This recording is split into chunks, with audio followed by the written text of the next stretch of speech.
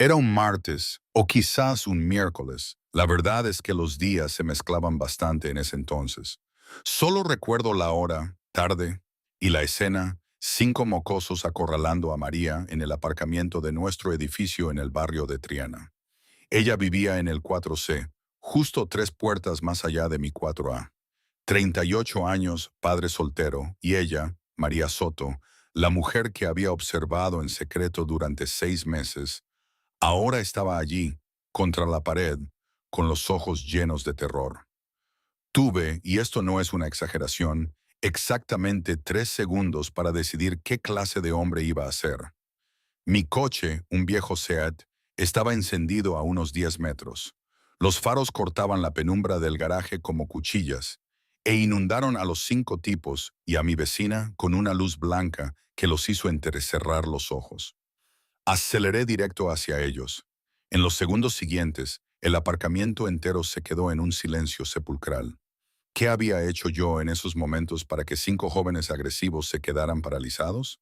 ¿Qué pasó entre María y yo después de que me bajé de ese coche que lo cambió todo, lo que creíamos saber el uno del otro? Y, lo más importante, ¿por qué este acto, una simple intervención, llevaría a algo que ninguno de los dos esperaba? Algo que obligaría a un viudo roto a elegir entre quedarse a salvo en su dolor o arriesgar su corazón por una mujer con la que había tenido demasiado miedo, incluso de hablar. El rugido del motor de mi coche en ese espacio cerrado resonaba, y por un instante cristalizado, lo vi todo con perfecta claridad. El más alto, el líder, giró la cabeza hacia mis faros, su mano aún agarrando el brazo de María, la confusión reemplazando la confianza depredadora en su rostro. El segundo, más bajo y fornido, se quedó inmóvil a mitad de una carcajada, la boca abierta.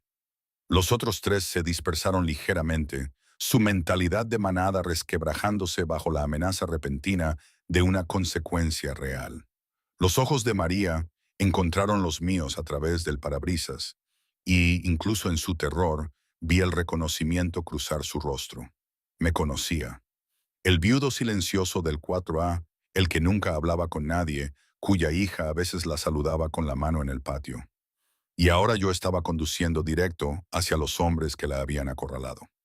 Frené el coche a 1,5 metros de ellos, lo suficientemente cerca como para que mi parachoques delantero casi tocara las piernas del líder, lo suficientemente cerca como para que escapar significara pasar por encima de mí o de mi vehículo. Los faros los atraparon a los 5 en un foco de luz que transformó el oscuro garaje en una sala de interrogatorios improvisada. Mis luces largas se reflejaban en las paredes de hormigón, duplicando la intensidad, haciéndolos entrecerrar los ojos y cubrirse la cara.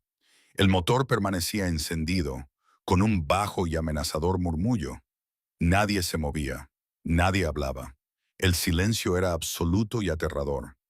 Me giré hacia Ana, que estaba sentada a mi lado, pálida. Mantuve la voz tranquila, aunque mi corazón latía tan fuerte que podía sentirlo en la garganta. Quédate en el coche, cierra las puertas. Si pasa algo, llamas al 112 y no te bajes. ¿Entendido? Los ojos de Ana eran enormes, pero asintió. Había aprendido a confiar en mí después de que su madre murió. Aprendió que, cuando usaba ese tono, significaba que tenía que escuchar sin cuestionar. La observé apretar el botón del seguro de la puerta con sus pequeños dedos. Escuché el clic que significaba que estaba tan segura como podía hacerla. Luego abrí mi puerta y salí al silencio que había creado. El hormigón estaba frío bajo mis pies y podía oler el alcohol en los 5 jóvenes, incluso desde donde estaba, detrás de la puerta abierta de mi coche, usándola como escudo y como límite. María seguía pegada a la pared, pero el líder le había soltado el brazo cuando mi coche lo obligó a retroceder.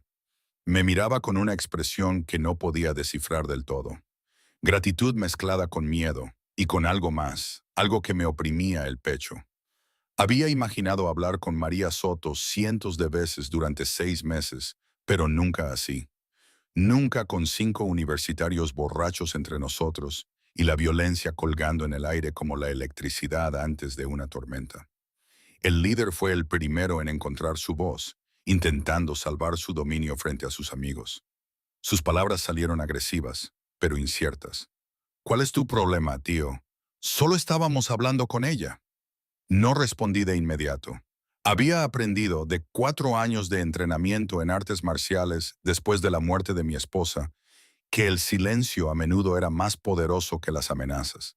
Me quedé detrás de la puerta de mi coche, mi lenguaje corporal tranquilo pero listo, y les dejé ver en mis ojos que no iba a irme, que había tomado una decisión y estaba preparado para llevarla hasta el final, fuera cual fuera. El líder cambió su peso, buscando el apoyo de sus amigos, pero ya no lo miraban a él. Me miraban a mí y pude ver el cálculo ocurriendo detrás de sus cerebros nublados por el alcohol. 5 contra 1 deberían ser probabilidades fáciles, pero algo en mi forma de estar allí, completamente quieto y sin miedo, los estaba haciendo reconsiderar. La voz de María rompió la tensión, todavía temblorosa, pero más fuerte ahora. Por favor, solo quiero ir a casa. El líder se volvió hacia ella, su orgullo herido, su control de la situación resbalando. Su voz salió dura. Nadie te está deteniendo, solo estábamos siendo amigables. Pero no se movió de su camino. Ninguno de ellos lo hizo. Estaban atrapados ahora entre sus egos y la realidad de que continuar con este acoso significaba pasar por encima de mí. Y no estaban lo suficientemente borrachos o estúpidos como para comprometerse con esa elección. Todavía no. El enfrentamiento se alargó, los segundos se sentían como minutos, y supe que este momento podía romperse de cualquier manera. Podían echarse atrás y marcharse, o podían decidir que 5 contra 1 seguían siendo buenas probabilidades, que el orgullo importaba más que la seguridad. Y entonces Ana vería a su padre luchar o caer, tratando de proteger a una mujer con la que había tenido demasiado miedo incluso de hablar. Di un paso alrededor de la puerta de mi coche y la cara del líder cambió. Había estado esperando que yo gritara desde la distancia, tal vez tocara la bocina y metiera ruido hasta que se aburrieran y se fueran. No había esperado que yo realmente acortara la distancia entre nosotros. Sus amigos también sintieron el cambio, su crueldad casual transformándose en algo más nervioso. El fornido a mi izquierda dio un pequeño paso atrás. Uno de los tres de atrás susurró algo que no pude oír. Pero el líder, alto y encapuchado, tenía demasiado orgullo para retroceder frente a su manada. Hinchó el pecho y se movió hacia mí, tratando de recuperar el dominio que mis faros le habían robado. Su voz salió fuerte, interpretada para sus amigos y para María, desesperado por demostrar que aún tenía el control. Tienes que meterte en tus asuntos, viejo. Esto no te concierne. Me detuve a 1 metro de él, lo suficientemente cerca como para oler la cerveza y el sudor. Lo suficientemente cerca como para ver la incertidumbre parpadeando detrás de su bravuconería. Mi voz, cuando hablé, fue tranquila, despojada de emoción.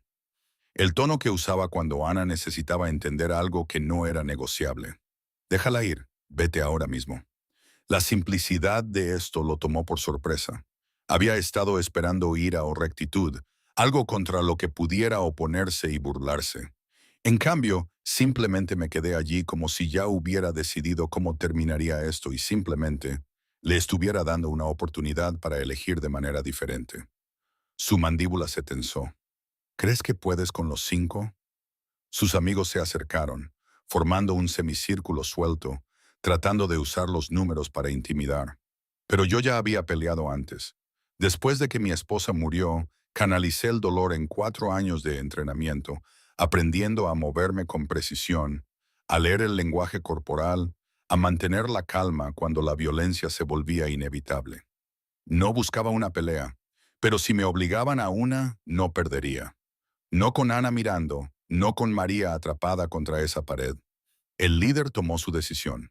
Su mano derecha se levantó rápidamente. Un golpe salvaje dirigido a mi cara, telegrafiado y torpe, pero con una intención real de herir.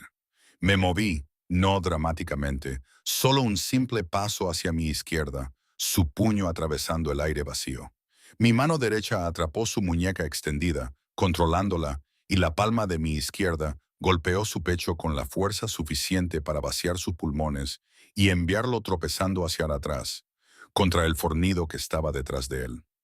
Colisionaron, se enredaron y cayeron juntos en un montón de extremidades y gritos confusos. Los otros tres se quedaron paralizados, el shock reemplazando la agresión. Habían pensado que esto sería fácil, 5 universitarios borrachos contra un hombre de mediana edad. Pero yo no era cualquier hombre de mediana edad. Era un padre que había fallado en salvar a su esposa y moriría antes de volver a fallar. Esa diferencia se mostraba en cada movimiento controlado, cada respiración tranquila, cada segundo que estuve allí, listo para lo que viniera después. Uno de los tres restantes, delgado y nervioso, se abalanzó sobre mí por la derecha con los brazos abiertos, tratando de taclearme. Giré, usé su impulso en su contra, le rodeé el brazo y lo desequilibré. Un simple tropiezo, y cayó con fuerza, el hormigón sacándole el aire de los pulmones. El sonido de su cuerpo golpeando el suelo resonó por el garaje como un disparo. Los últimos dos que quedaban en pie miraron a sus tres amigos en el suelo.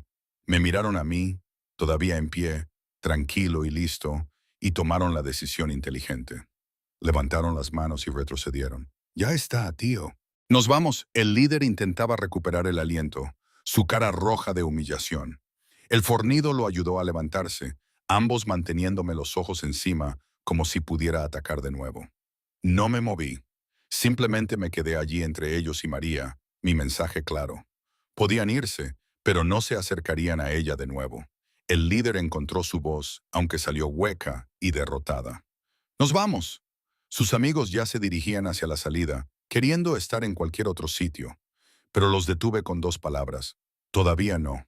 Se quedaron paralizados, el miedo reemplazando la poca bravuconería que les quedaba. Señalé a María con la barbilla, manteniendo mi cuerpo entre ellos y ella. «Pídele perdón a ella. Todos vosotros». La cara del líder se sonrojó de vergüenza. «¿Qué?» «Díselo a ella, cada uno de vosotros». El fornido fue el primero en girarse, su voz temblorosa.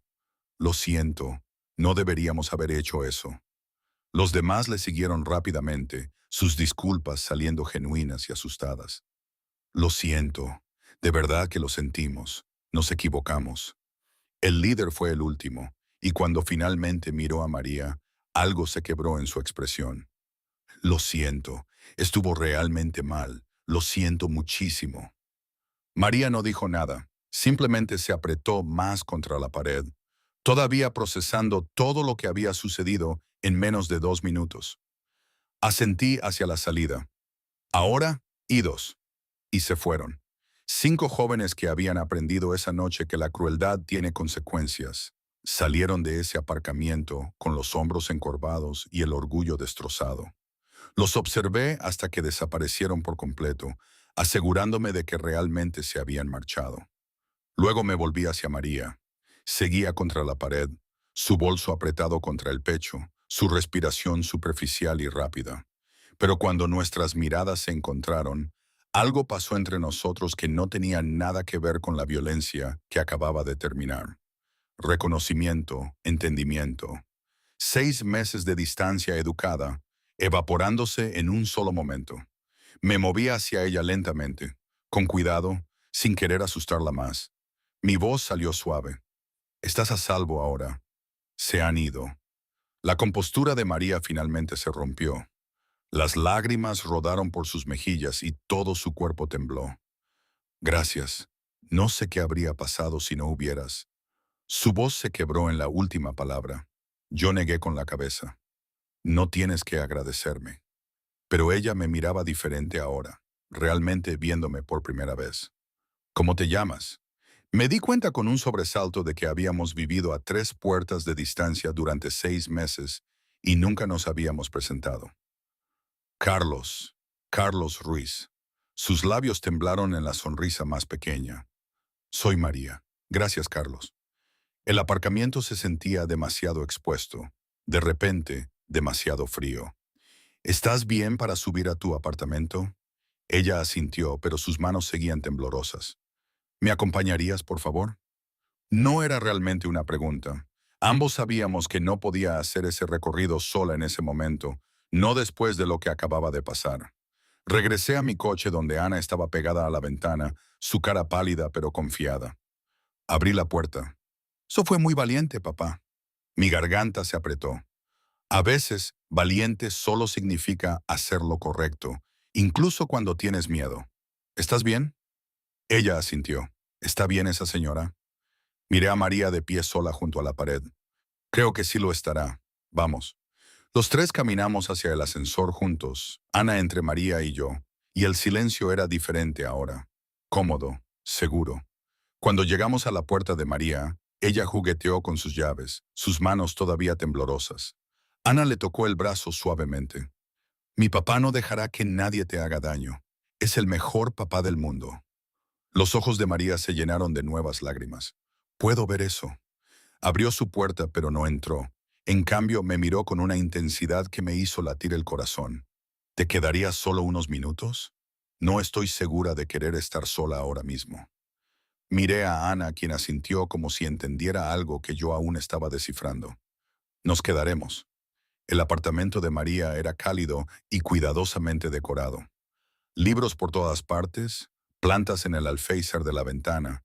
El tipo de espacio que mostraba que alguien vivía allí no solo existía.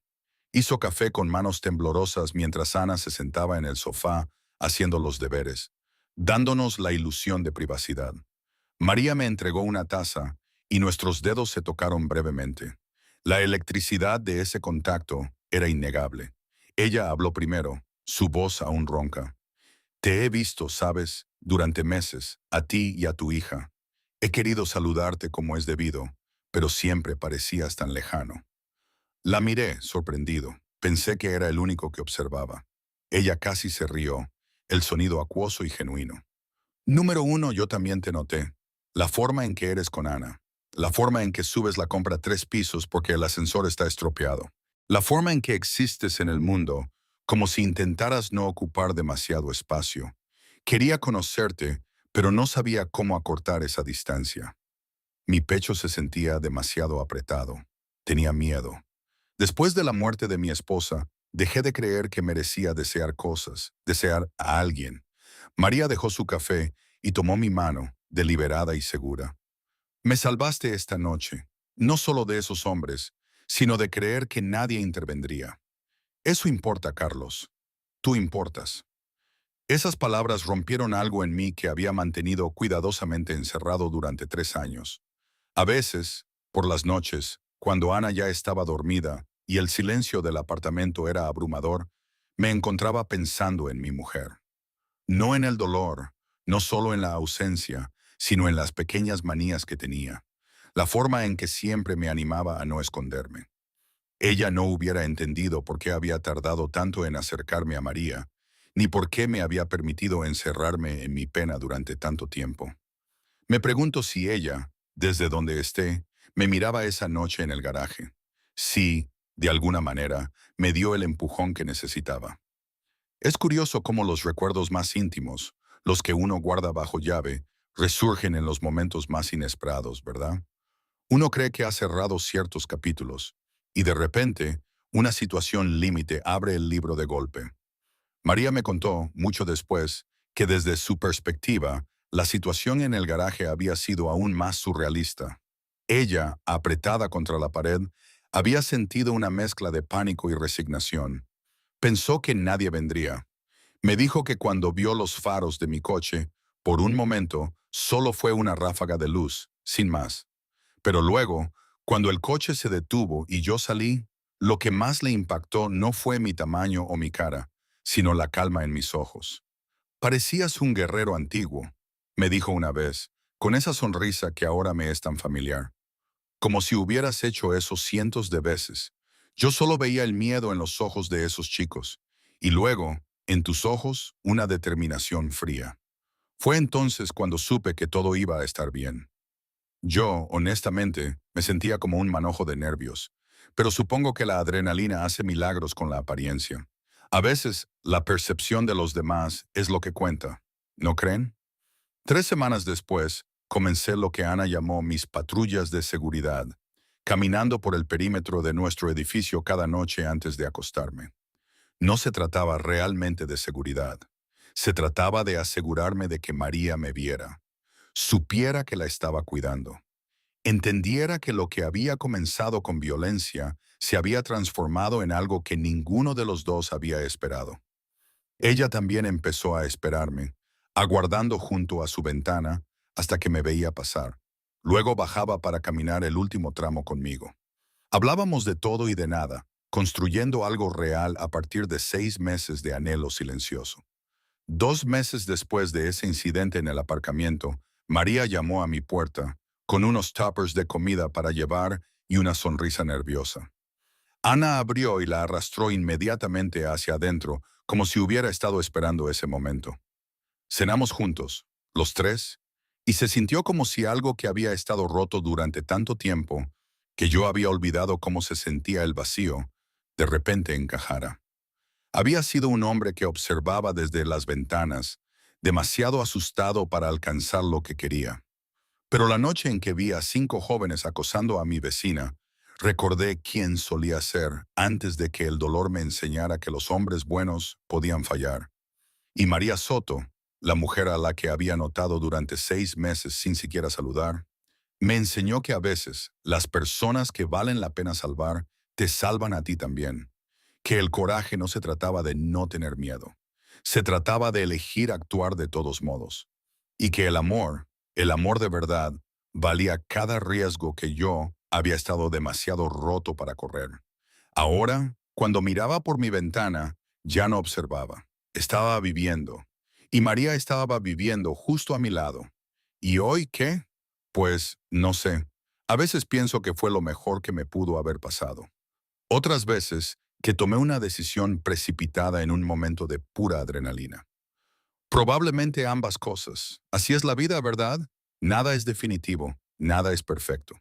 Pero es mi vida. Y esta historia, la nuestra, sigue escribiéndose día a día, con sus altos y bajos, sus dudas y sus certezas momentáneas. ¿Quién sabe qué nos deparará el mañana? Pero por ahora, estoy aquí, y eso para mí ya es suficiente.